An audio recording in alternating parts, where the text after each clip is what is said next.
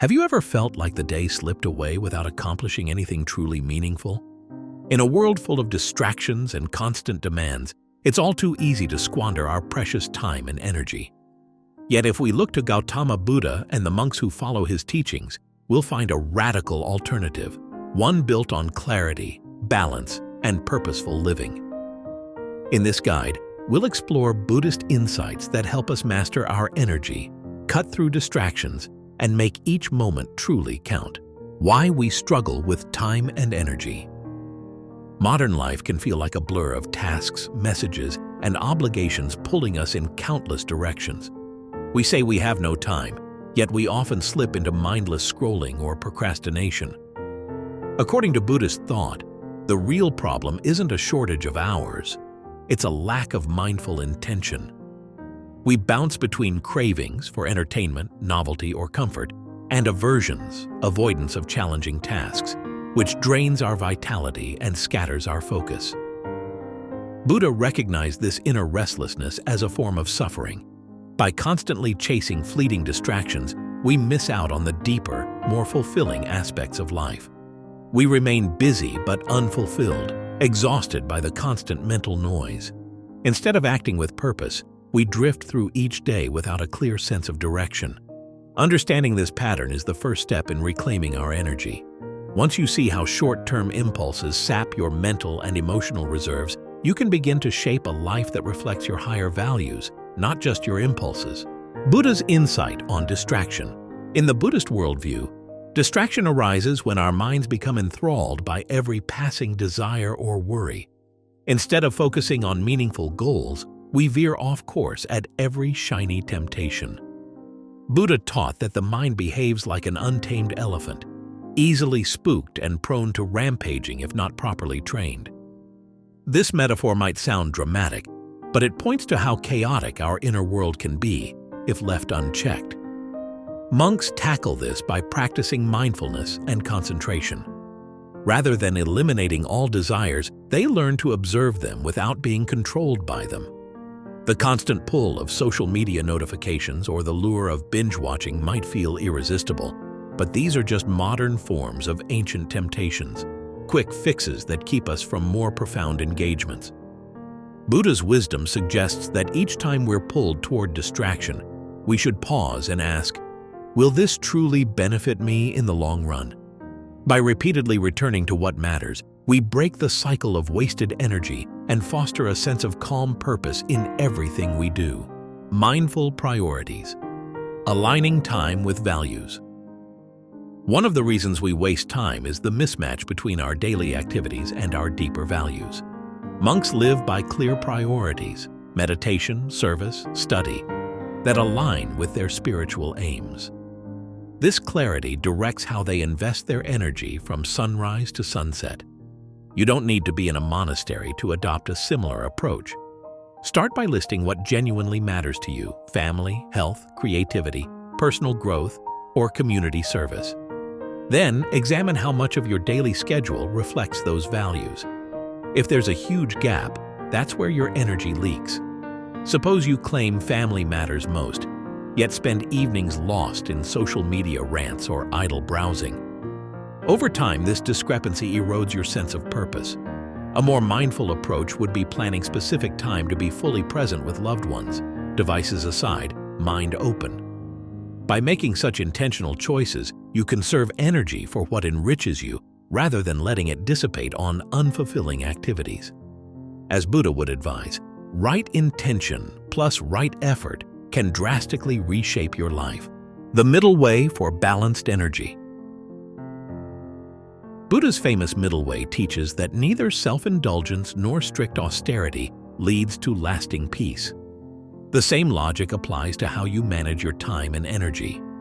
Swinging between frantic multitasking and total avoidance, binging on shows for hours, creates a cycle of guilt, exhaustion, and eventual burnout. Monks avoid these extremes by establishing consistent, balanced routines, waking early, allocating set periods for work, rest, and meditation, and maintaining a measured pace throughout the day. Try this in your schedule. Block out realistic time for focused tasks and include genuine breaks for rest and enjoyment. Overloading your to-do list sets you up for failure, while having no structure invites chaos. Aim for a sweet spot, a few key tasks that genuinely move you forward, interspersed with breaks to recharge. Like monks, you'll discover that balanced energy management yields better concentration and more consistent progress, freeing you from the all-or-nothing trap. Minimizing time wasters. A Buddhist approach. Time wasting often stems from unconscious habits, compulsively checking social media, scrolling through endless feeds, or endlessly reorganizing tasks instead of doing them.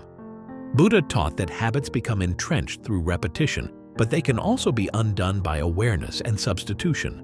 For instance, if you catch yourself mindlessly browsing online, apply a short mindfulness exercise.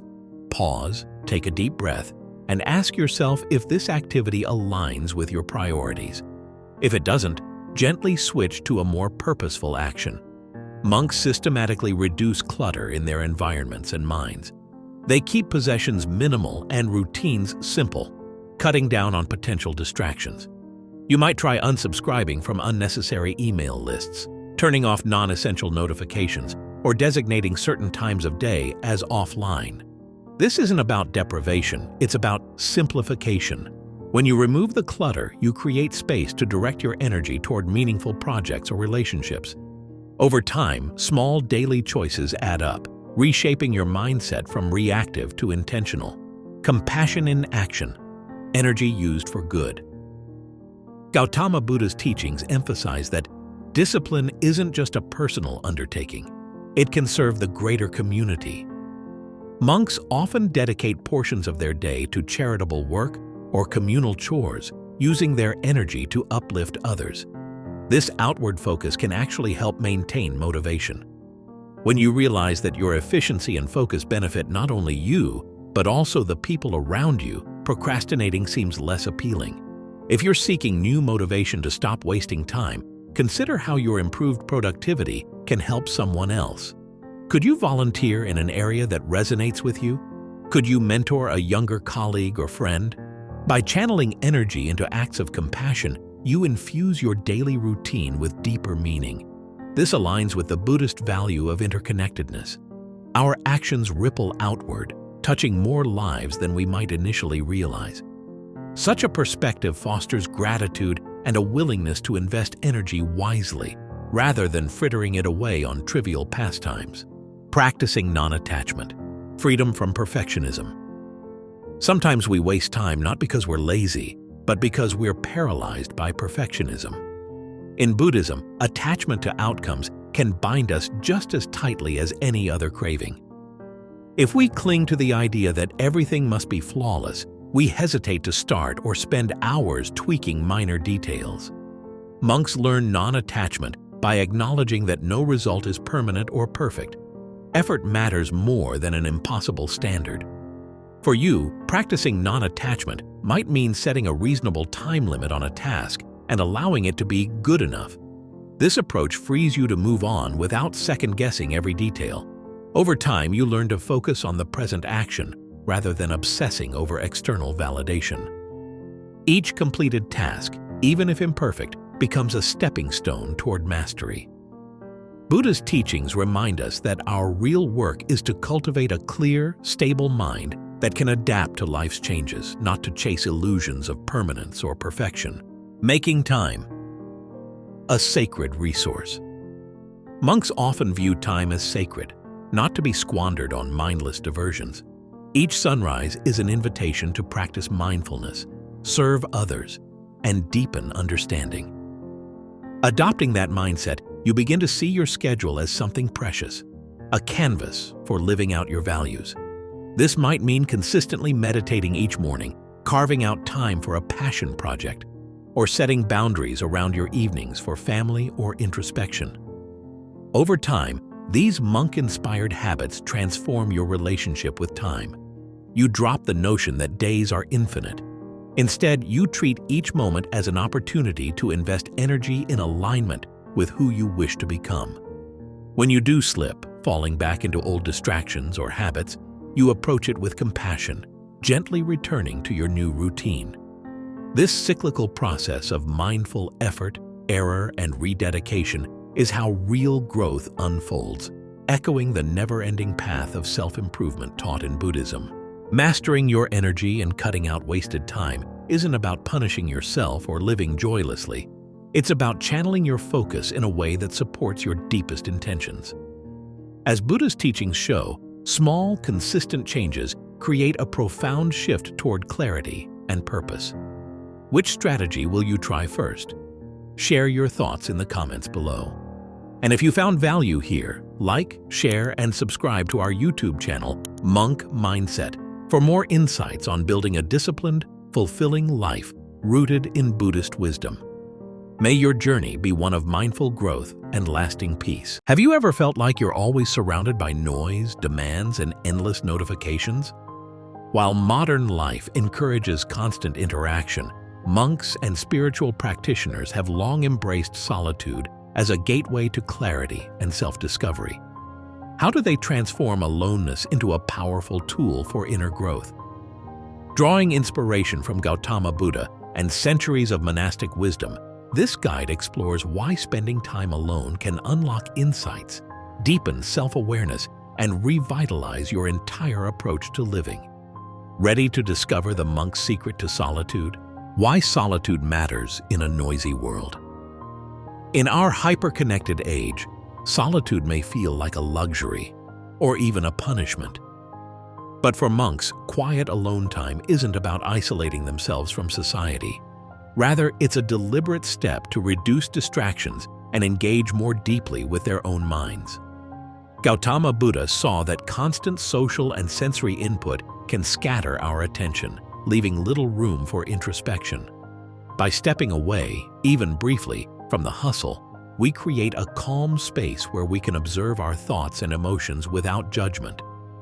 Think about how often you bounce from one task to another, rarely pausing to reflect. Solitude breaks that cycle, freeing you from the external expectations that drive your daily routine. In Buddhist practice, this reprieve from worldly clamor is an essential ingredient for cultivating mindfulness and compassion. Instead of feeling lonely, you discover an environment of peace that gently reveals what's happening inside you. Solitude thus transforms from a sign of disconnection into a doorway to deeper self-knowing. Buddha's encounter with loneliness and insight. Gautama Buddha's own journey highlights the importance of solitude. After leaving his princely life, he wandered and studied with various teachers, trying extreme ascetic practices in remote forests. What might have seemed lonely to an outsider was, for Buddha, a chance to quiet external influences and confront the root causes of suffering head-on. He found that genuine insight often emerges in the stillness of solitary contemplation rather than in the busyness of communal life. Interestingly, Buddha didn't reject society forever. Once enlightened, he returned to teach others. Still, his path underscores the value of withdrawing periodically to understand the mind's workings. Time alone allowed him to clarify his intentions, observe his wandering thoughts, and develop the techniques that would form the basis of Buddhist wisdom. This balance, periods of solitude interspersed with compassionate engagement, serves as a model for how we, too, can benefit from alone time without cutting ourselves off from the world. Distinguishing solitude from isolation. Although monks spend regular intervals in solitude, they don't view it as total disconnection. In Buddhist culture, solitude is not equivalent to loneliness. Instead, it's about directing attention inward to foster self-awareness and emotional balance. In contrast, isolation can be a state of feeling removed from meaningful relationships or support, often leading to despair.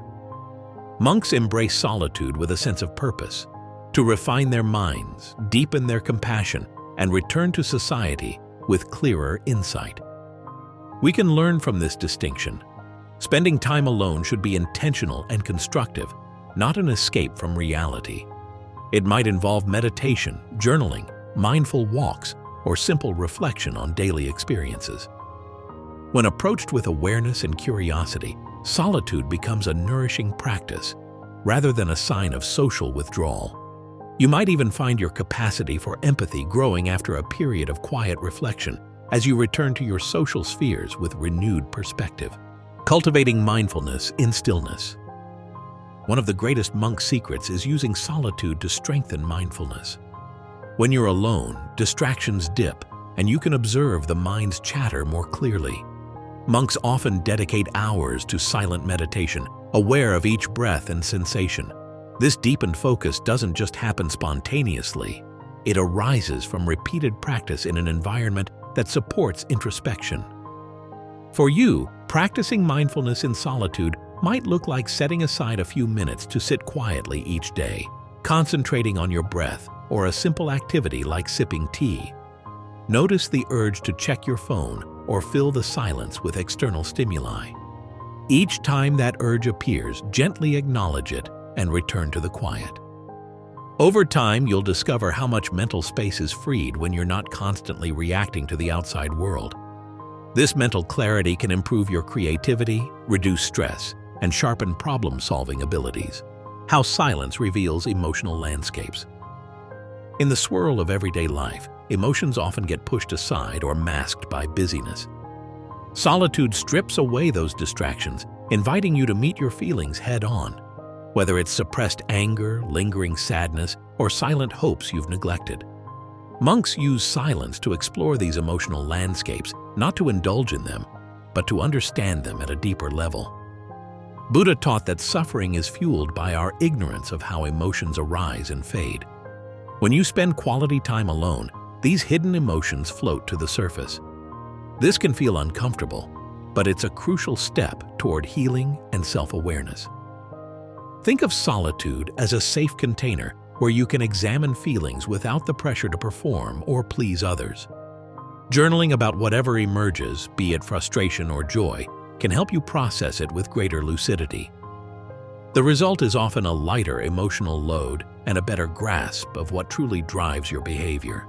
Finding insight and purpose in aloneness. One reason monks consistently return to solitude is the insight it brings about life's deeper questions. What do I value? What do I want to achieve? How can I ease my own suffering and that of others? These questions sometimes remain buried in daily chaos, never fully addressed. Solitude creates a natural pause for these reflections to surface and crystallize. During quiet contemplation, you might recognize that certain goals aren't truly yours, or that your relationships require more openness, or that some habits no longer serve you. By facing these truths calmly, you pave the way for purposeful change. In Buddhism, purpose aligns with ethical living and compassion, factors that can be realized only when distractions are minimized. Imagine dedicating half an hour each week to simply sit with your life's direction, thinking about your next steps with a clear, unhurried mind. Over time, these sessions can yield a stronger sense of mission and more decisive actions, reflecting the monk's dedication to conscious living. Practical tips for healthy solitude. Spending time alone can seem challenging if you're new to it, so here are some practical steps inspired by monastic life and Buddhist wisdom. First, try scheduling mini retreats by picking a quiet spot, your bedroom, a park, or even a parked car, and commit to a short daily or weekly session of solitude. It might last just 10 minutes or stretch to an hour. During this time, consider a digital detox. Switch your phone to silent or airplane mode, ensuring you're not breaking the silence with endless pings. As you settle in, practice mindful observation by starting each session with awareness of your breath or surroundings, much like a monk beginning meditation. Keep a notebook for journaling and reflection, jotting down thoughts, emotions, or sudden insights as they arise. This habit merges the monk's introspective tradition with modern, practical recording. Lastly, remember small acts of self-compassion. If difficult emotions surface, treat them gently. Buddha emphasized kindness for oneself as well as others, so speak to yourself gently. Acknowledging struggles without judgment. As you implement these ideas, you'll discover that solitude becomes less about loneliness and more about renewing your mental and emotional reserves. This shift can boost creativity, reduce stress, and deepen your sense of connection once you rejoin the bustle of everyday life. Combining solitude with connection. The monk's secret isn't solitary confinement, It's balanced solitude that complements their communal obligations and acts of service. They might spend hours each day alone in meditation, then join community discussions or charitable activities. For you, the takeaway is not to vanish from your social circles, but to intersperse pockets of alone time that feed your soul. Once you emerge from these silent intervals, you may find your relationships become richer. Having spent time listening to yourself, you're better equipped to listen to others. The quiet fosters resilience against life's inevitable stressors, letting you show up more fully for friends, family, or colleagues. Buddha's ultimate mission was to reduce suffering for all, and that compassion extends to how you use your alone time to become a calmer, kinder presence in the world. In a culture that glorifies constant interaction, setting aside quiet moments might feel counterintuitive. Yet, as monks and Buddha have shown, solitude is a powerful tool for clarity, emotional balance, and genuine insight. Even a few minutes of intentional aloneness can spark inner transformation. What step toward healthy solitude will you try first? Share your thoughts below. And if you found value here, like, share, and subscribe to our YouTube channel, Monk Mindset, for more wisdom on finding peace in a noisy world. May your solitary moments lead to deeper connection and understanding. Have you ever wondered how Gautama Buddha, a spiritual teacher from over 2,500 years ago, would respond to the frantic pace and complex challenges of our modern world? From social media overload to climate concerns, our era seems light years away from ancient India. Yet Buddha's core teachings remain surprisingly relevant. If he were alive today, what fresh guidance might he offer about technology, relationships, or personal growth? In this exploration, we'll dive into the principles that shaped his wisdom and envision how he'd adapt them for our time. Technology and mindful use. If Buddha were alive now, he'd likely observe how our constant connectivity can both unite and distract us. In ancient times, he taught the importance of right speech and right action, guidelines that encouraged honesty, kindness, and ethical behavior. Translated to today's environment, this might look like using social media responsibly, being mindful of the words we post, avoiding harmful or divisive content, and ensuring our online presence aligns with compassion rather than aggression. He might also caution against letting devices dominate our time. While smartphones and apps can foster learning and connection, they can easily become tools of compulsive scrolling. According to Buddha's principle of the middle way, avoiding extremes is key. We shouldn't demonize technology, nor should we lose ourselves in it. Instead, a balanced approach would have us set boundaries, like dedicating device-free hours to family or solitude, and use digital tools purposefully. By integrating these teachings into our high-tech world, we can remain centered, alert, and compassionate even when life feels like an endless feed of notifications. Dealing with information overload. One hallmark of modern life is the onslaught of information, news, entertainment, and opinions flooding every corner of our waking hours. If Buddha were here, he'd likely remind us that our minds can easily become restless from too many external inputs. In the Pali Canon, he emphasized mindfulness and concentration, samadhi, as antidotes to mental chaos. Applied today, these teachings encourage us to cultivate periods of intentional calm, say a few minutes of silent meditation, where we can sift through mental clutter. He might also question the assumption that knowing more always equates to being more informed. True understanding, Buddha would suggest, requires discernment. Not all data or news stories are equally important, and chasing every headline can be a source of stress. Instead of skimming countless articles or jumping to comment on every trending topic, he'd likely advocate right effort, investing energy only in pursuits that nurture wisdom, empathy, or practical benefit. By setting digital boundaries and using mindful curation, we keep ourselves from drowning in trivia, preserving mental space for insight and genuine human connection. Consumption and consumerism. Buddha taught that attachment leads to suffering, whether it's craving material things or clinging to ideas. In a consumer-driven age, where advertisements constantly push us to buy and upgrade, he might see a heightened version of the same phenomenon he witnessed in wealthy ancient courts. Advertisers promise happiness through possessions, yet the satisfaction from new gadgets or clothes quickly fades, leaving us wanting more. For a modern Buddha, the remedy would still be detachment. Not that he'd condemn owning things, but he'd caution against letting possessions own us. Setting mindful limits, buying only what we genuinely need, pausing to reflect before each purchase, mirrors the monastic commitment to living simply.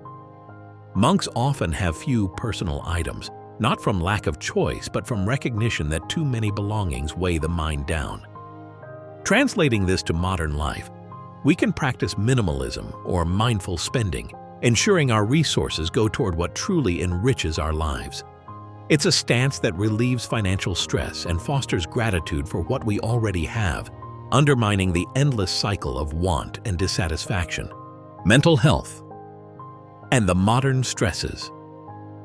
Contemporary challenges, workplace burnout, anxiety disorders, and depression reflect an epidemic of mental strain.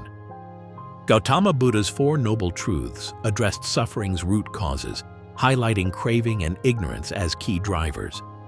In today's context, craving could be the relentless pursuit of achievement or social approval, and ignorance could manifest as denial of our emotional needs.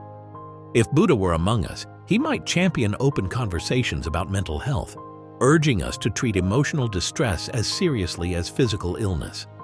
He'd possibly expand on his teachings about right mindfulness and right concentration, advocating meditation not just for spiritual insight, but also for stress management and emotional resilience.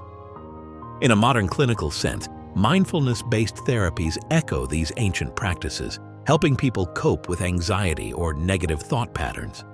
He'd also emphasize self-compassion, seeing oneself as deserving of empathy and care, just as we'd offer a loved one. By merging these Buddhist frameworks with modern psychology, we'd gain holistic strategies that feed both inner peace and outer balance, sustainability and interconnectedness.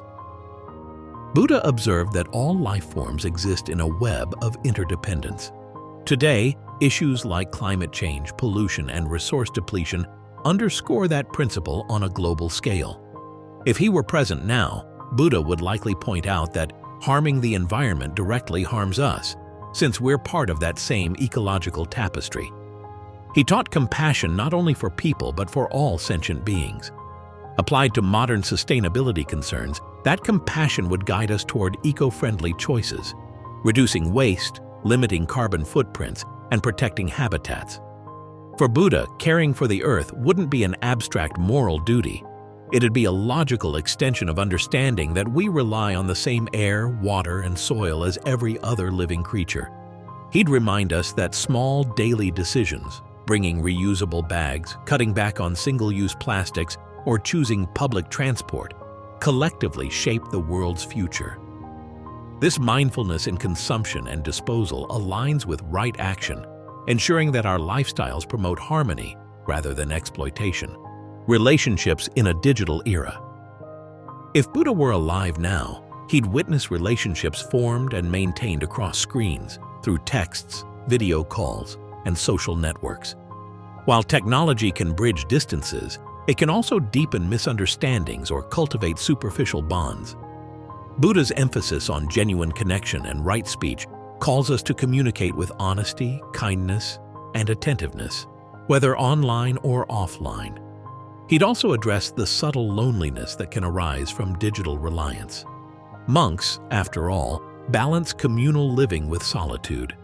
Modern humans might do well to replicate that approach, finding community where empathy and real conversation flourish, but also carving out alone time to reflect and recharge. The goal isn't to abandon tech-driven communication, but to ensure it doesn't replace heartfelt interactions. By combining ancient wisdom on compassion and sincerity with new digital platforms, we could nurture relationships that are simultaneously global in reach and deeply personal. The value of slowing down. Speed seems to define modernity. Faster internet, quicker results, instant gratification. Buddha, in contrast, taught a path of mindful pacing. Were he in today's world, he'd likely see how rushing leads to mistakes, burnout, and shallow experiences. Instead, he'd encourage us to slow down, making our morning coffee with deliberate presence, savoring each sip, or walking without earphones so we can feel the ground beneath us. Monks often follow structured routines, balancing work, study, meditation, and rest. This harmony fosters steady energy rather than frantic peaks and crashes. For a modern audience, it might mean scheduling purposeful breaks, learning to say no to unnecessary tasks, and respecting one's mental bandwidth. Slowing down isn't laziness. It's the recognition that a calmer, more measured approach can yield better outcomes. Reflecting on the middle way, we see that neither racing through life nor becoming idle supports true well-being. The middle ground, mindful action, can transform daily tasks into meaningful rituals that feed the soul rather than deplete it. An updated path to awakening. Buddha's original Eightfold Path, emphasizing right view, intention, speech, action, livelihood, effort, mindfulness, and concentration, remains strikingly adaptable to modern challenges. If he were alive today, he might update certain terms or examples to address virtual interactions, psychological stress, and global concerns, yet the essence would remain the same: live ethically, cultivate wisdom, and practice mindfulness. Just as Buddha offered a practical guide for ancient seekers, he'd likely craft a similarly grounded plan for us. Guidelines for ethical social media usage, approaches to maintaining mental health in a workaholic culture, tips on balancing digital convenience with environmental stewardship. All these would revolve around the same central insight, that understanding the mind and nurturing compassion lead to genuine freedom from suffering. Adopting this updated path doesn't mean discarding technology or modern comforts. It means using them wisely, never forgetting they're tools rather than ultimate sources of fulfillment.